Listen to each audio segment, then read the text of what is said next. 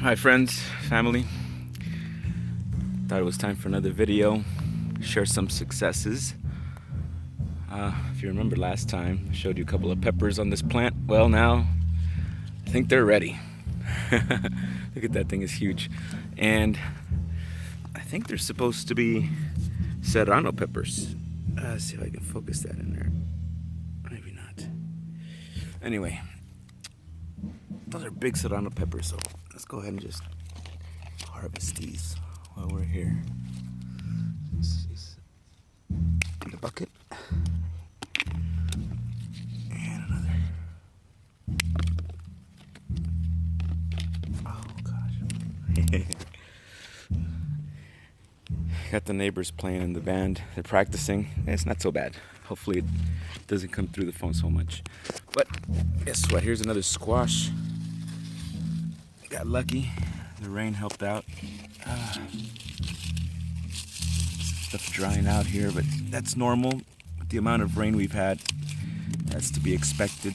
And this here is not trash. All right, you just toss this right back into the bed, and it's compost. It'll break down, decompose, and provide nutrient sustenance for the next batch of plants that you put in. It's always good to reuse. So we're harvesting the squash. I'm just gonna get down here, right down, hopefully you can see that, and just clip. There we go. And fresh squash, zucchini squash. And you can see here there's a flower forming. Let's see, flower here, and that's the next squash that's gonna produce. So now that we removed this one here, the plant can focus on growing that guy right there. And all these little flowers that are starting are also potential squash, zucchini squash. So it's going good. Still expecting a little more rain, but all is good. All right, let's come around here. See how this other vine here is producing flowers. I'll just clip some of this. And these flowers, some of them can become zucchini squash. You can see here, this one, that one's gonna become one. Nice squash. And there's some baby ones back here. You see that little baby one? It'll come out. We got some focused growth here. If you can see, it's just really thick. And I'm not sure if that's two vines combined or what.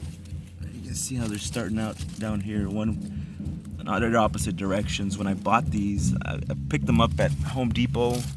You can also get them at Lowe's, H-E-B. They come 3 or 4 to a little pack. So I just put them right in. And over time, you get to see which is the stronger one, stronger vine. And so you thin it out by, cutting out the ones that aren't so strong. And so I left 2 vines there. I also got a bell pepper going here. Could use a little more time to thicken up, but it's looking really nice. This is bell pepper from spring. Yeah, it's doing pretty good. Here's a small one forming right there. I'm thinking I'm gonna go ahead and leave the pepper plants through the summer into the fall. I hadn't done that before. This is the first time, and it's doing good. There's another pepper plant I put in September, and it's just getting started. I mean, it's got a little bit of things forming. But there is this Bonnie Bell green pepper. I don't know. It's not doing as good. It needs more time. A lot of tomatoes in here. I wanted to show you some pole beans that I put in here, and it was just beans from a bean vine, I guess it's a vine. Yeah, it is a vine. A coworker of mine shared with me, and I just put the seed right there, right where it's dripping with the drip irrigation. I haven't needed it though because it's been raining so much, but they just came right out. Pole beans, I guess akin to green beans, and this nice Oh, let me show you how it's gonna form in there. It's a cauliflower. It's going nicely. And this is what I use for my grow beds. From Whittlesey Landscape Supplies, screened organic compost. That's the good stuff, guys. I mean, you can use soil mix, but the best luck that I've had, the most success is the screened organic compost. And I think I used about 6 of these to fill up at least a quarter of this bed, the lettuce bed, and it's doing really good. I mean, you can see how I've got these guys trimmed up as I've been eating the lettuce almost daily. I'm eating this lettuce here, but it's still producing, and that's the great thing, is it keeps on giving as long as you treat it well, give it water. It's got plenty of nutrients already in this compost. I haven't added any additional fertilizer, but when I got the bed started, and let me show you how the material in the bed diminishes over time. You can see in this bed, oh, get out of the sun. You see how much has come down, 4 inches maybe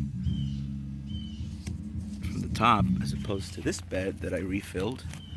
It's just 2 inches or so. In some places, maybe 1 inch in others.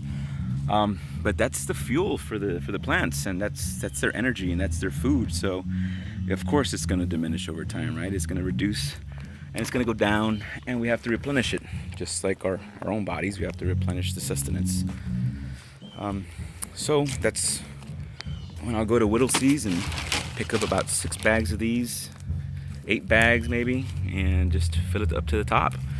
Before I do that, I will get a layer of 3 things. And this is what it looks like.